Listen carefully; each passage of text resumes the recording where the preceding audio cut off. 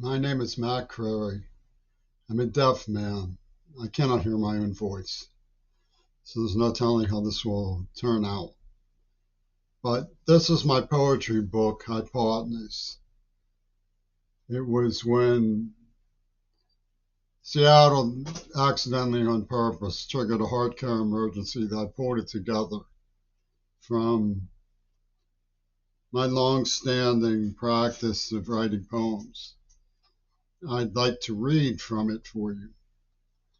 This first poem is called The Fire Painting of Antiquity.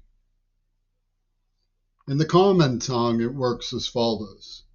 We go to the post office to pay Caesar's piper, and then to the gallows for having thoughts of our own. It works as for what is a certain nostalgia these days about the Dark Ages.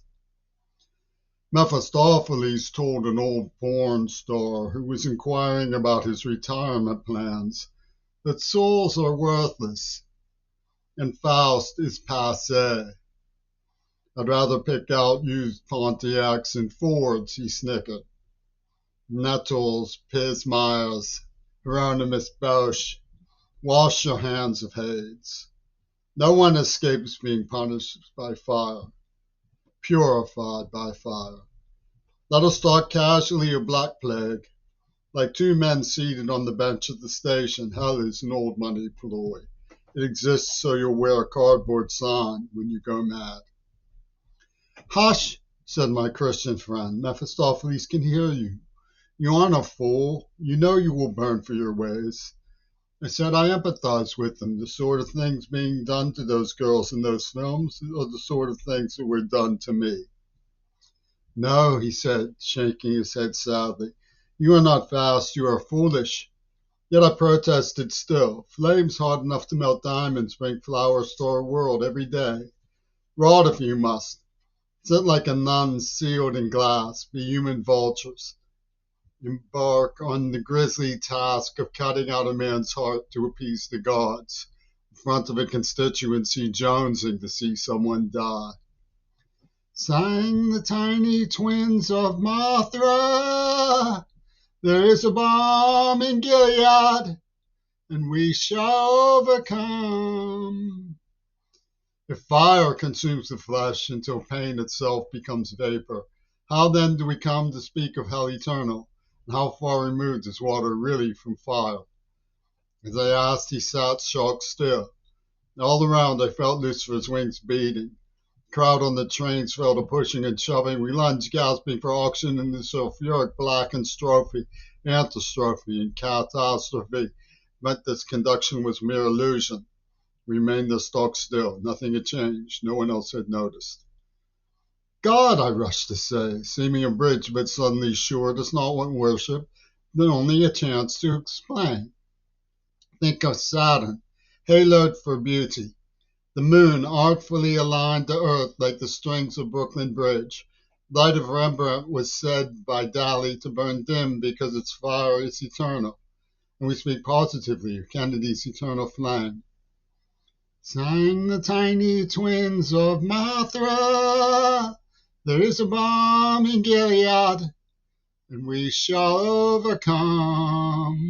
Nothing, said Mr. Horrible Mephistopheles, makes any difference. You're being instructed to keep the hands of your conscience politely folded. Multitudes cascade into cemeteries like cattle droppings. Sweetly he said it. Think nothing of mass graves. Nazis are allowed in the schools from which thou art banned. Think of the times, he has whispered, and that inscrutable hiss whisper by which he is known to all. Ethics, you will soon be told, is nothing but the language domain of the dominant ethnicity. Silence, he said, is sought and coveted everywhere because you polluted the world with your dreams. Ye, the prime movers of this God-forsaken place, you think heaven. My friend looked up at me with fire in his eyes and said, Your hand beats me. All I know is that I'm afraid.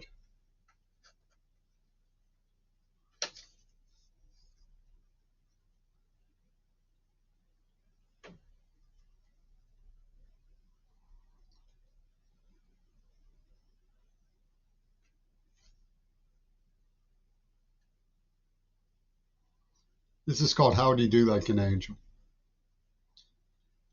It's too cruel to see how you have been used. Close your eyes, for it seems that way. You can see completely to forever, but no clue appears as to the author of your pain. No whisper of intuition, no sign, no mark on the wall. When you open your eyes, numerous hands, numerous strangers, but nothing betrays the demon in your blood. How do you do like an angel? City spins around you, bridges umbrella your head. The garrulous screech scrape your shoes into rags, your dreams into rubble. As paper dolls pad the pages of newspaper chairs, seats made of concrete and ashes. How do you do like an angel? The book of morality came laden with firefights. Your response time was fast as the radar of bats. But a big piece of the moon dropped out of the sky and fell on you all dead weight. Free men are fools for a luckless fate. How do you do like an angel? How do you do like an angel? This is called Microphone of Charlie.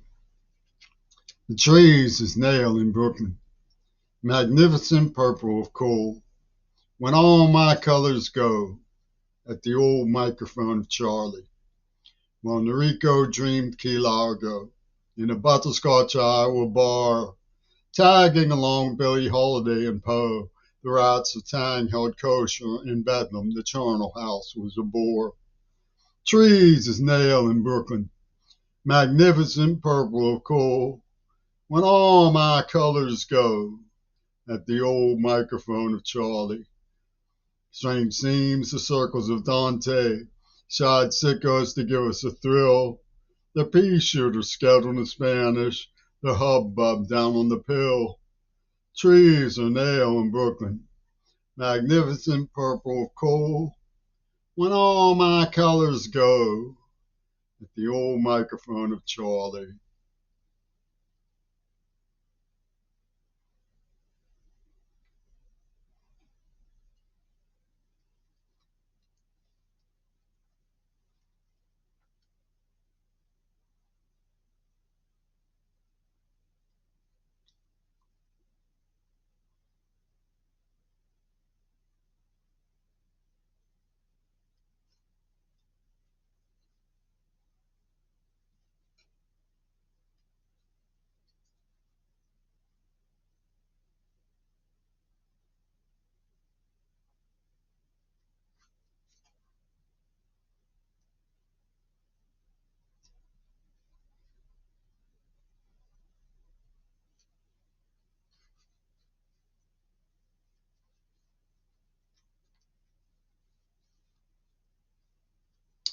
This is called Martian Song.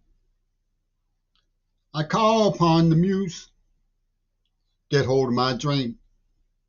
Things here on what they've seen. Martian's been here. He said, take me to your leader. I said, you gotta be kidding me. And I set forth to walk that night like fantastic Johnny C. Show that Martian how to boogaloo. I asked him, Martian, is North Korea the axis of evil? He said, not unless you make it one.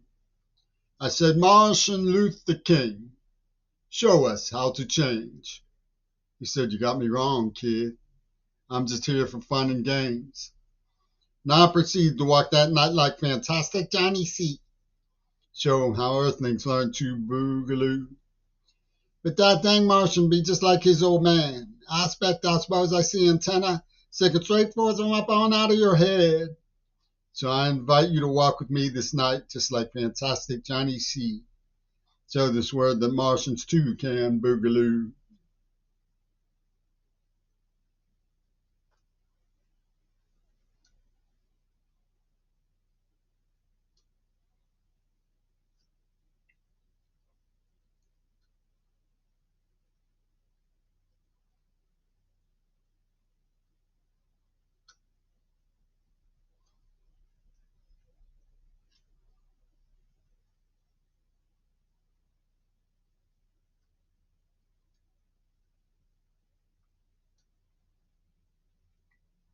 I'll wrap it up with the 5 misguided spots. The couple of suburban creation, Adam and Eve of the salary quo, stood on the first misguided spot, down stage left and stage right, to the church pew of penultimate holy execution, the moment they had been waiting for since captured on TV together at high school basketball games. Then on the second misguided spot, he stood alone in fanfare, up in the Uncle Sam peanut heaven, bigger than Jehovah, with the ticker tape of shopping receipts for proof as a patriot unquestioned, always on the lookout for brethren of the same pay scale. And on the third misguided spot, a book by Chomsky temporarily called into question the ideological consistency of the parking meter. While on the fourth misguided spot, his senses were bewildered and his voice began to change as he saw just out of reach a startling new revelation that eluded him until now. At his wife sat at his elbow with a handkerchief embroidered with a snail, praying to Dan Quayle, perceiving the distended belly of mankind, as she cried, quietus, cryingly. But on the fifth misguided spot, they rose to greet the new dawn, clasping hands on the turf of their proud suburban home, and stood on the door in which the mailbox bore their name in New York Gothic letters. The sun rose brilliantly on their unimpeachable nuclear family, with quaint old-fashioned bombers streaking across the sky, and Catholics in the neighborhood went back to clipping coupons, for their name was the name Impervious.